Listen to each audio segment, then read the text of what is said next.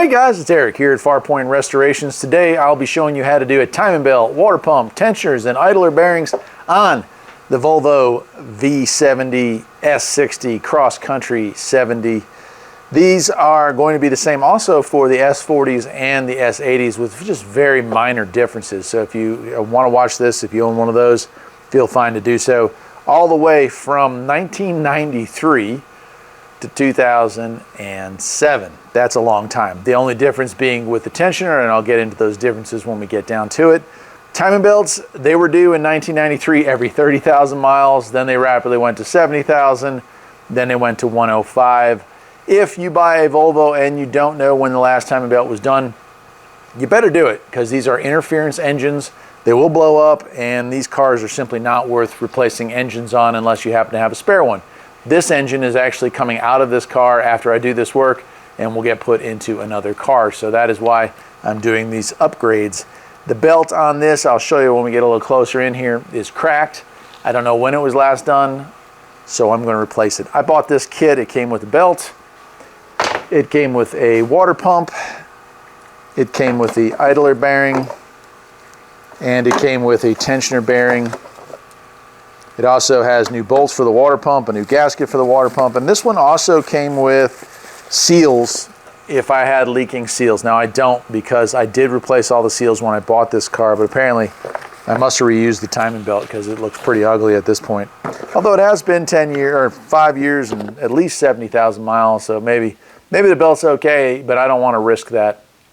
So what I'm going to do first is, if you're just going to do a belt, you can skip around some of this stuff, but if you're going to be doing it start to finish, we're going to do it start to finish. So the first step I'm going to do is I'm going to use a T27, and I'm going to remove the two nuts up here on top. In this case I already have, because I just got done replacing the spark plugs.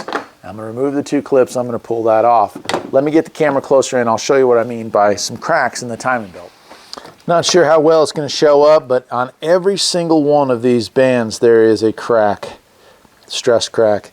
That might mean that it has another 100,000 miles in it. It might also mean that it has 1 mile left in it. When it comes to timing belts, I cannot urge you enough, if you're not sure, replace it. And so that's what we're going to do today. The very first thing we have to do is we're going to get the power steering pump and the coolant reservoir out of the way. You're gonna wiggle these up and out. This one here, you just unhook the hose here from its little holder, right? And I'm going to flop this thing up over here. And that's all we have to do with that. It's out of the way. We'll be able to do our job. When it comes to the coolant reservoir, we've got a plug under here that needs to be unplugged. You just squeeze down and pull it. That is our coolant level temperature sender. You're going to undo that. And then this one, from the factory, these usually have a little clamp. This one just has a zip tie put on it. I appreciate that. I'm going to cut that. I'm going to stick a bolt down inside of here so it doesn't leak. Then I'm going to lift this and fold it over as well, and that's going to give us access to the front cover here. There we go. And I'll just replace that with another zip tie when I'm done. And I'll take a bolt head and I'll screw it down into here. That'll keep coolant from leaking out of that while I'm doing my work. Once that's done, we're going to lift this up, being mindful that that's an open hole now. We can kind of push this up and out of the way, and it will sit up here alongside of our power steering pump. Cool. All right. Our next step is right down here. There should be a 10 millimeter. On some of the older models, it's a 12 millimeter. We'll use a 1/4 inch ratchet with a long extension, or deep well socket, I'm sorry. And we'll just go ahead and remove that. This is an amateur hour, no doubt. This is, you know, if you screw this up, you blow up your engine. So probably something you want to do a lot of research on before tackling for the first time. However, if you're a mechanic watching this, I would rate this as not a very difficult job to do altogether. So once you got the front timing cover off, it's time to pull the passenger front wheel. Now I have this car on a lift, but you certainly don't need a lift to do this job. What you do need to do is get a jack and a jack stand, jack this one side up just enough to get that wheel off, pull the wheel, and then I'll show you what we do next. So once you've got your tire off, you're going to be removing this little plastic nut right here. And that's all you're going to do. There's actually a crease. Right, so there's the nut right there. You're going to take that off. It's actually plastic. And then this crease right here, we're going to fold this back. Now what I do is I take a teeny weeny little Phillips screw and I screw the panel in over here. That gives me access to everything I need access to, and it keeps it from flopping back down and bothering me while I'm working on it. Let me do that now. And I'll just take a screw here and put it right in like so. Now it's stuck in there, not doing any damage to anything. It gives us access to our pulley. And now we're going to lower this thing back down. We're going to remove our drive belt, and then we'll be ready to set the timing marks on our timing belt. Let's do it. All right, so in order to remove the timing belt, that is our tensioner right there, that piece right there. We have to get a 14 millimeter onto that, and we're going to pry this way up, and that's going to loosen tension. We can slip the belt off of this pulley when we do that.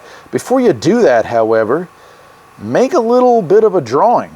Unlike some manufacturers, Volvo does not put a belt routing diagram anywhere on their car. So it's up to you to remember how this thing goes back on, and it will go on more than one way, almost. So the first thing you got to do is figure out which way you need this to turn. In my, flip it around here, and that's the way I need mine to turn. Then you're going to slide that down on there until it fits. Once you've got it in place, then you can use the extension, find a spot that fits for that, and look at that. Look at how easy that is, right?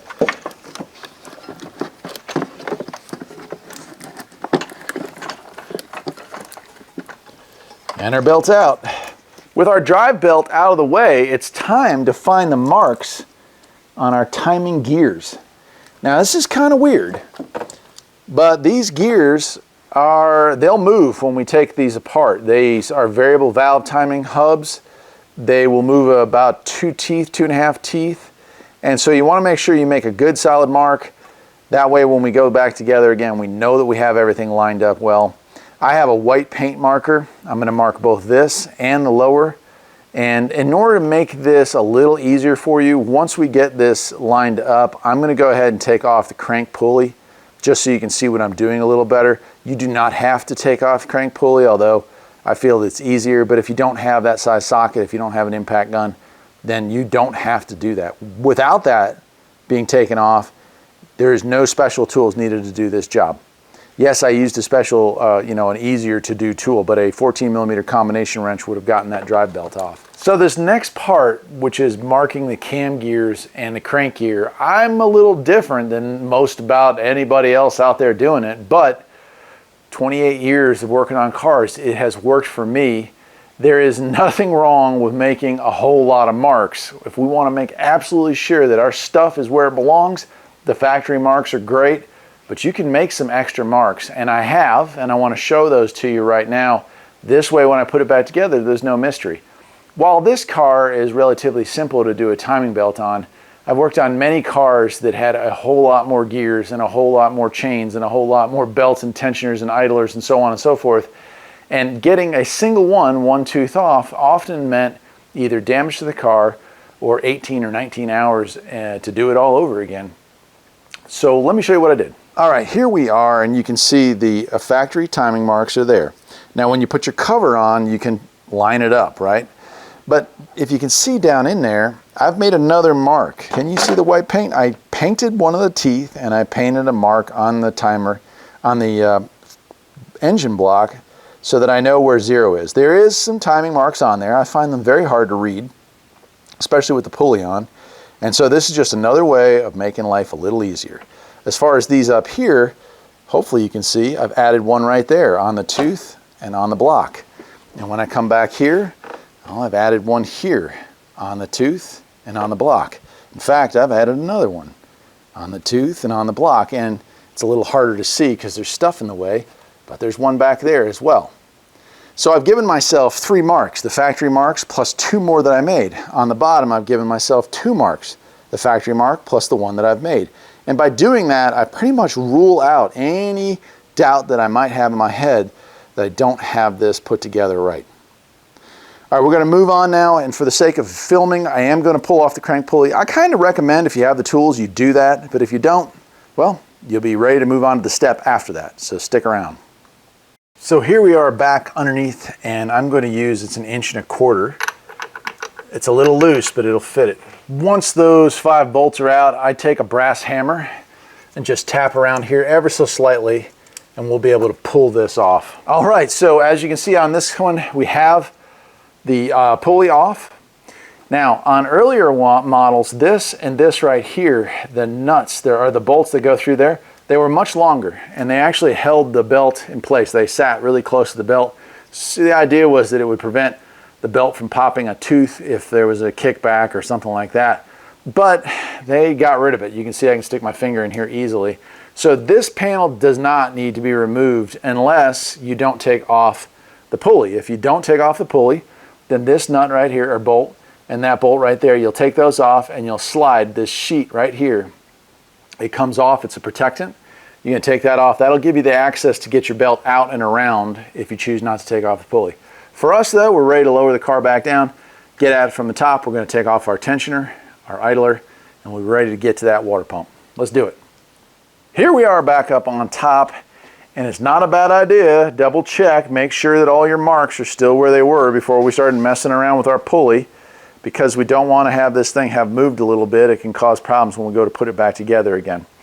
We are, however, good on this car, so I'm going to change the camera angle. This one's going to be a little tough to get to. I don't know how I'm going to get you down in there, but it's time to start working into the inside, the dark parts of this car. So the first thing we're going to take off is that bolt right there. It should be a 12. We're going to take that off all the way. When you get it taken off a little bit, you can pull. See how that moves? That's our tensioner, and we'll worry about that later. But we can pull on that. It'll remove the tension from this, and we'll be able to slide that belt off. Then that should unscrew. The second one is that right there. It'll be a little bit more easily seen when we take the timing belt off, but there's just 2 12mm bolts that hold that in place. I'll take off this one here first, and we'll take a look at what we got. Okay, I just want to show you what I mean here. So I've got that bolt loosened up some, and I'm going to pull the tensioner back by just pulling on it. And now I've got enough slack to pop the belt off. So there we go, the belt is off. Now before I continue, I want to talk about these belts. This is not an area you want to cheap out on. The brand of this belt has long since rubbed off, but I suspect that this wasn't the highest quality of belt to begin with. Take a look at the damage. Hopefully you can see those cracks. I don't know if you can, but that was a belt that was just waiting to die, just waiting to die. Now sometimes they won't have any visible damage, but if they're due by mileage, or you don't know if they've ever been done, this is something you don't want to play around with, because honestly, when that breaks, it exceeds the value of the car to try to replace the engine or repair the engine, especially if it's not something you can do yourself. Right, well you can see here the problem is definitely due for a timing belt replacement. So let me continue taking off those pulleys. There we go. So there's our first one, there's our tensioner.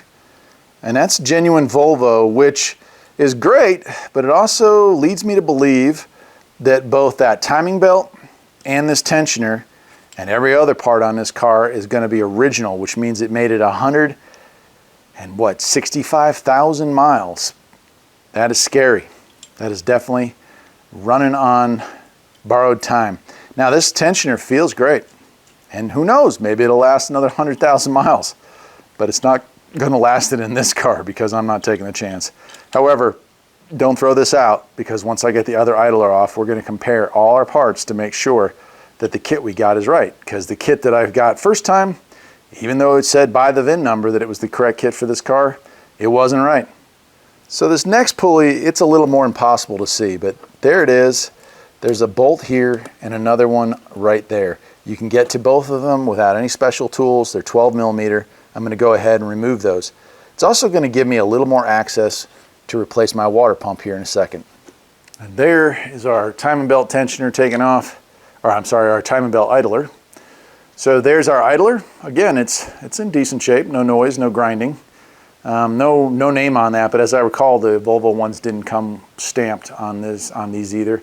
Again, I'm going to set that aside. We're going to inspect that along with everything else. But next up, it's time to do the water pump. Now, most of the time I recommend draining the coolant from the system, but it's going to make a mess in this particular car no matter what, because I have some other jobs to do to it. So I'm just going to remove the bolts and we're going to drain it super fast, rapid, right into a bucket below, and that'll hopefully catch 99% of it. So that's one way to do it. But if you're doing this in a driveway, please drain the coolant from the reservoir, drain the coolant from the radiator, and drain the coolant from the block before doing this, or you're going to end up poisoning, you know, dogs and cats in the neighborhood or whatnot. All right, I'm going to lift the car back up in the air, and I'm going to show you how I go about replacing the water pump. There's our water pump, and if you take a close look at it, you can see nearly all of the bolts. 1, 2, 3, 4, 5, 6 is what you should see. And what we're going to do while we're under here, so I don't get drenched myself, is I'm going to remove the bottom 4 bolts. That's going to leave 2 holding it in place. Now it may start to leak at some point during this, so go ahead and get yourself a bucket and put it underneath. So to give you an idea how many of these I've done, here is the socket that I'm going to be using to do this. It's a 10mm deep from Craftsman, except it's not exactly as deep as it once was. I actually ground the top off of it. Took about maybe ½ inch, maybe a little bit less off of it. That gave me the extra clearance I needed to get between the firewall and the pump using a 1/4 inch air ratchet. Now, if you're using a regular ratcheting wrench quarter, you won't need that. If you are using a 3/8, you're gonna have a hard time. A short is gonna give you all kinds of trouble, and a long is gonna be too long. So it is a little tricky.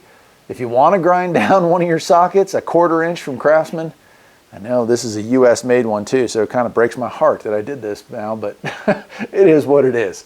All right, I'm gonna start removing those, and unfortunately, I've got to move the camera back. I'm not sure how much of this I'm going to be able to catch, but I gotta be able to get in here. There we go. I'll zoom in on it. Hopefully you guys can see the action. Okay, I think I'm going to get the other ones from the top on this car. It just seems a little easier for some reason. I think with the camera in the way, it's just causing me more difficulty than it's probably worth. But I'm going to go ahead and remove the other ones off camera. And when I get that done, I'll show you the trick to getting the coolant out of this thing without making, hopefully, too much of a mess. All right, it might be a little hard for you to see, but you can see a little stream of coolant starting to appear. As I've removed all the bolts from this job, coolant is starting to come out. I'm down to my very last bolt, and this is where we're going to use a little bit of control here to make sure that we don't lose too much at one time. I'm going to make sure that I only pull it out just a little ways, and there we go. Not too much, too fast, but just right. You can see, well, maybe you can't see. Let me see if I can zoom in there. There we go. Nearly all of it's going right where we want it, right into that bucket. So I will let that drain the rest of the way before removing that last bolt. All right, starting to slow down. Another thing you'll notice about this technique is that you're not actually going to remove all the coolant from the car. The radiator is going to hold at least half of its fill, so you're not wasting as much coolant. Now, if your car is due for a coolant flush, then go ahead and drain the radiator. But what we're doing here is we're draining the block and the top half of the engine. And that's pretty much what has happened here. With the coolant level down enough now, it's safe to go ahead and remove that top bolt. If you need to, you can tap it with the wooden part of a mallet to break it loose if the gaskets are sticking. This one, it does not feel that's the case. And there we go. And now we're going to pull it out. The first thing you want to inspect when you remove that is the gasket completely there? And I mean completely. There are little edges here. Sometimes a little piece will get stuck. I highly recommend that even after inspecting it and saying, okay, the gasket's completely there, you go ahead with a mirror and a flashlight and inspect the entire mating surface to make sure there's no debris and no gasket or sealant stuck to it. All right, you can see down in here, I've inspected it, I've cleaned it, I've wiped all the oil and coolant reservoir off of it, and it's pretty much ready for reinstallation.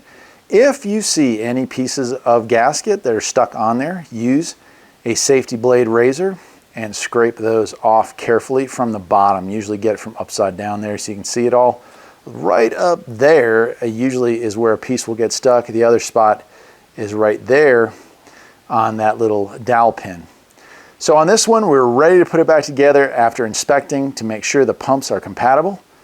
And we're going to put our gasket on and slap that thing back together. We're almost, well, we're past the halfway point because going back together is actually quicker than taking it apart. All right, here we are on the bench. And like I said, we're going to inspect to make sure everything is identical. And the way to do that is to lay them side by side. Are they the same depth? Are they the same diameter? Are they same bolt hole pattern? And I mean, do they look the same? In this case, we got a winner. When it comes to our tensioner,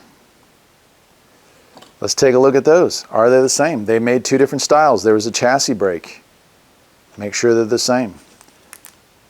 Look at the back. Are they the same? Look at that. Made in Germany. Both are the same part. One stamped Volvo, one is not. Both came out of the same factory. So that's a winner. Let's take a look at the water pumps. Are they the same? Again, the same amount of teeth, the same depth. Are they the same? If they are, then we got ourselves a winner, right? This one here, you can even see Asian 10650, 10650, Volvo. Huh, gee, I wonder what they scratched out right there. These are just the same parts. It pays, if you're a person that's interested in using OEM parts, and I am all for it when it comes to stuff like timing belt jobs, use OEM stuff, use genuine parts. It doesn't mean you have to buy it from Volvo. It just means you have to figure out who Volvo paid to make it and then buy it from them. You'll save at least half the cost. All right, so our next step is to go ahead and reinstall our water pump. I have a new gasket, and it can be a trick. Sometimes I'll take these and I'll put them over the dowel rods and then I'll lay my pump on. Other times, well, I'll do what I'm going to do tonight, and I'm going to lightly glue that on with a product called Copper Coat. It's been around forever. It's basically sticky tape, but it sprays out of a can. It's an adhesive. You let that sit for just a minute and you're good. A couple times in my early life when these cars first came out, actually the 93 850s first came out, I would fold it right there accidentally when I was sliding it back into place. You can't really see when you're putting it in, and it would catch on the dowel and fold it over and cause a major leak. Of course, you couldn't see it until it was done and you filled it up with coolant and had big issues. So I want to avoid that, and by gluing it on, I will. Gonna let that sit just for a minute. All right, well, look at us. We've got our water pump with our gasket stuck to it. We're ready to go back together. We're just gonna go ahead and install this. When you tighten these down, don't go crazy. Tighten them until they stop moving, maybe less than a quarter of a turn past that, nice and snug. And we're ready to put those two idlers on. Man, this won't take much more time. Slip it back into place, push it down over the dowels. Remember to always start all of your bolts before you tighten down any of them. Had a new tech ask me once if the water pump kit doesn't come with new bolts, do I need to put Loctite or sealant on any of them? And honestly, they have enough. You can see it's still on there. I've never ever had one come back for a leak through a bolt hole. So the answer to that, my friends, is no, don't worry about that. Once they're all started, you can use our 1/4 inch 10 mil ratchet, tighten everything back up. Perfect. Well, with that installed, we can move on to our tensioner and our idler.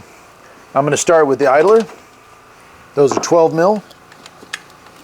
And lastly, we'll put our tensioner back on. There is, hopefully you can see that right there. There is, oh, that's going to mess it up, I'm sure. That slot goes right in there. And you're going to want to tighten that down, but not all the way. Going to get it close, maybe back it off half a turn once you feel it snug all the way up. Not a bad idea to check to make sure that all of those items still turn. If they do, we're good to go. We're ready to move on to our next step. This one's tricky. I'm going to raise the car up just so I can give you a better shot of what I'm doing. All right, hopefully you can see what I'm doing here. It'll make sense in a second. This is our crank pulley. I'm going to use this Phillips screwdriver, and there's a dowel rod right there. That's our alignment pin. I'm going to take the screwdriver, I'm going to wedge it between this and this, and I'm going to rotate this back about 1 tooth. See that? Now you're going to ask yourself, why am I doing that? Well, when I put my belt on, I'm going to have a lot of slack on this side. If I can get it set up on here, and then while holding it, I can push this back the 1 tooth the other way, it's nice and snug. That way I know that my alignment is correct. Okay, so it's time to put our timing belt on. And we're going to take it and we're going to put it over this back gear first. We're going to make sure that our gears, the teeth on our gears here, line up. Once we have it on the back one, we're going to put it on here. Now, I have a little bit of these little clamps that I'm going to use to hold those in place. Okay, so I'm going to verify that my timing gear here in the rear is in good spot, and it is. Then I'm going to do the same with the front one, and it is. I'm going to put these clamps on. I'm going to run it around the front tensioner. Then I'm going to go back down to the bottom and work it from there. All right, I hope you can see that. That's about as good as I can get it. So I'll try to show you what I'm doing from below, but I can't have you down there and up here at the same time, unfortunately. Okay, hopefully you can see me, but once I have wrapped this thing around, you can see I've got a lot of slack, right? We got to get that slack out of there. So now I can move my gear back up, and while holding the belt,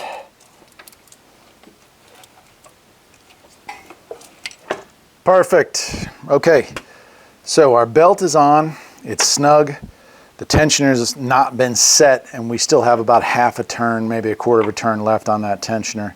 So you're going to need this. This is a 6mm Allen head, and we're going to rotate that until we have, okay, you see that lever there as it moves back and forth? We're going to go all the way back. Then we're going to come back and we're going to put it, for my temperature right now, right dead smack in the middle. If it is extremely hot, you want it towards the low side, and if it is extremely cold out, you want it towards the high side. Once it's there, and sometimes you need to hold that 6 in there, but yeah, that's pretty good. You'll tighten down your tensioner bolt here. And that's all she wrote. What I like to do here is I'll grab this belt right here. I don't know, now that the light's fallen off, you can't really see it.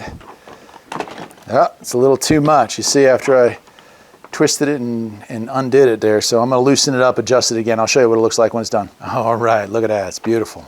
Pump's on, tensioner's on, idler's on, belt is on, water pump's on, everything's on. So it is time. I'm going to put my front cover back on. Then I'm going to put my front pulley on, and then I'm going to put this top cover up here on, and then I'm going to reattach the power steering pump and all that good stuff. I am not going to film all that because you've seen me take it apart. But do that and come back and check with me. Well, it's a good thing this job's almost done, because my little Bauer under thing light, or whatever you want to call it there, under hood light, it's out of juice now. So luckily we don't need to do anything more under the hood, really. We're just going to be reattaching. Let me go ahead and turn that off and plug it in. So the next step is, like, we've got our drive belt back on, got our timing belt cover back on. I haven't taken the screw out of the bottom because I do want to inspect the belt when I get it in the air, but we're like 99% of the way there at this point. I am going to first move this back over and plug back in the low coolant sensor. There we go. And I'll slide that back down into its position like that. We've got this piece here. I'll take my nut that I put in there. I keep calling bolts nuts tonight. I don't know why.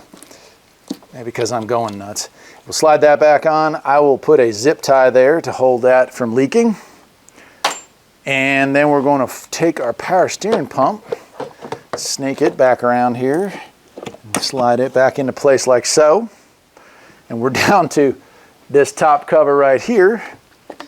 Slide that into the back, snap it into place on both sides. Reinsert your T27 Torx bits. Starting to look like a car again, right? Now I'll reinstall my wheel, and we're ready to add coolant. Look, the battery's about dead on the camera, so I'm gonna wrap this video up. This job costs about $850 if you want to do it in town. When I got started in this industry, it cost about $550, so inflation. But you can do it. This kit that I got was $151 with free shipping, and it was for genuine parts, OEM stuff. There were kits when I was looking that were 51 bucks. One was like 38 plus a couple bucks in shipping, but I mean, who would trust that? You can do this work yourself with no special tools, and when you're done, you'll have saved yourself a ton of money. So I hope that this video helps you in your journey to save money and learn how to work on your car. Till next time, my friends, take care.